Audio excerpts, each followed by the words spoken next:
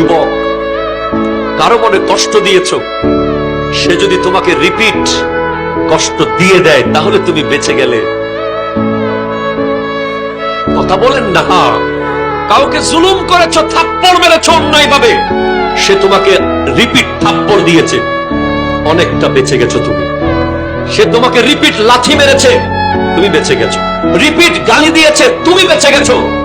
কিন্তু সে যদি চুপচাপ চলে যায়,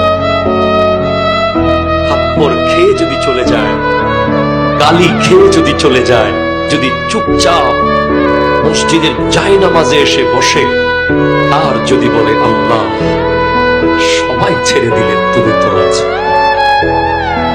খোদা কি কসম, এমন আযাব আসতে পারে, সে যদি তার রিভেঞ্জ নিত, প্রতিশোধ নিত, সে হয়তো আপনাকে মায়ের বদলে মারত, কাটার বদলে কাটত, কিন্তু যদি সেটা আল্লাহর আদালতে চলে যায়, তার বান্দার কষ্ট আল্লাহ সহ্য করে।